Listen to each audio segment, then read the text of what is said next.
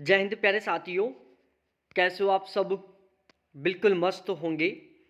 आज के इस वीडियो में हम बहुत ही डिटेल से डिस्कस करने वाले हैं उत्तर प्रदेश में जूनियर असिस्टेंट की सैलरी के बारे में कि यदि आप उत्तर प्रदेश में जूनियर असिस्टेंट बन जाते हैं तो आपको पहले महीने में कितनी सैलरी मिलेगी, आपको कौन कौन से अलाउंस मिलेंगे, इन सभी के बारे में बिल्कुल डिटेल से इस वीडियो में हम डिस्कस करने वाले हैं। देखो, जो जूनियर असिस्टेंट है वो लेवल 3 की जॉब है और ग्रेड पे 2000 रहता है। पे बैंड 5200 रुपये से लेकर 20,200 रुपये तक रहता है और इनका जो बेसिक पे है वो 21,700 रुपये से लेकर 69,100 रुपये तक रहता है। ये बिल्कुल बेसिक जानकारी है जूनियर असिस्टेंट के बारे में। तो यदि आप उत्तर प्रदेश में जूनियर असिस्टेंट बनना चाहते हैं तो आपको ये बेसिक जानकारी तो हर हाल में पता होनी ही चाहिए। अब हम एक एक करके डिस्कस करते हैं कि जब आप जूनियर असिस्टेंट बनते हैं तो आपको पहले महीने में कितनी सैलरी मिलेगी, आपको कौन कौन से अलाउंसेज मिलेंगे, इन सभी के बारे में डिटेल से डिस्कस करते हैं। जब आप यूपी में जूनियर असिस्टेंट बनेंगे तो आपका पहले महीने का जो बेसिक पे है, जिसको अब स्टार्टिंग का बेसिक पे कह सकते हैं, वो रहने वाला है 21,700 रुपये। यहाँ से आपकी सैलरी की शुरुआत होगी। उसके बाद आपको सबसे पहला अलाउंस मिलेगा जिसको हम डीए बोलते हैं, जिसको डीएनएस अलाउंस या महंगाई भत्ता बोला जाता है, जो कि फ़िलहाल में 53% है।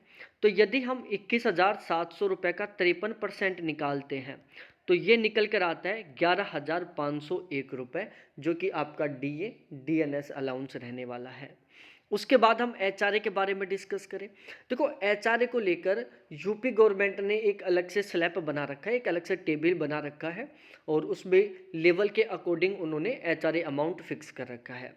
यदि आपकी पोस्टिंग उत्तर प्रदेश के जो सबसे बड़े शहर हैं उनमें रहती है तो आपको 2400 रुपये एचआरए का मिलेगा। यदि आपकी पोस्टिंग उत्तर प्रदेश के गांव में रहती है तो आपको 800 रुपये एचआरए मिलेगा और यदि आपकी पोस्टिंग बीच के कैटेगरी के शहरों में रहती है तो आपको 1200 रुपये एचआरए मिलेगा। यहाँ पर हम एचआरए कैलकुलेट कर रहे हैं 2400 रुपये के अकॉर्डिंग। उसके अलावा आपको ट्रांसपोर्टेशन अलाउंस के 1800 रुपये मिलेंगे। ट्रांसपोर्टेशन अलाउंस के ऊपर भी आपको डीए मिलेगा। तो यदि हम 1800 रुपये का 53% निकालते हैं तो ये निकल कर आता है 954 रुपये। इसके अलावा आपको 1000 रुपये मेडिकल अलाउंस के मिलेंगे। तो इन सभी को मिलाकर आपकी पहले महीने की ग्रोस सैलरी तैयार होगी 39,355 रुपये, जो कि एक बहुत ही बेहतरीन अमाउंट है। अब इसमें कुछ कटौतियाँ हो जाएंगी, जैसे सबसे पहले आपका एनपीएस कट जाएगा 3,320 रुपये का। इसके अलावा जीआईएस के कट जाएंगे 120 रुपये। तो टोटली कुल मिलाकर कटौती हो जाएगी 3,440 रुपये की। तो पहले महीने की ग्रोस सैलरी बनी है 39,355 रुपये, जिसमें डिडक्शन हो गया है 3,444 रुपये। तो कट पिट कर आपके पहले महीने अकाउंट में ट्रांसफ़र होने वाले हैं 35,915 रुपये।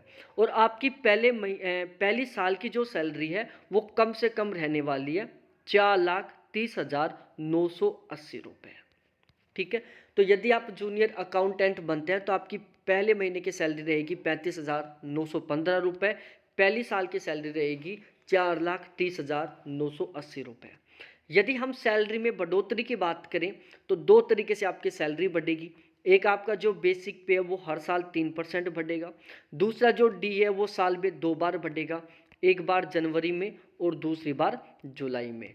ओवरऑल ये कितना बढ़ेगा ये डिपेंड करता है गवर्नमेंट के ऊपर, लेकिन हर साल एवरेज लगभग 5 से 8% के बीच में आपका हमेशा डीए बढ़ेगा। तो ओवरऑल सारी चीज़ें आपको अच्छे तरीके से समझ में आ गई होंगी। वीडियो अच्छा लगा हो तो प्लीज़ वीडियो को लाइक करो, दोस्तों के साथ शेयर करो। फेसबुक पेज से देख रहे हो तो पेज को फॉलो करो, चैनल से देख रहे हो तो चैनल को सब्सक्राइब करो। बहुत बहुत धन्यवाद सभी साथियों को देखने के लिए। Thanks, bye.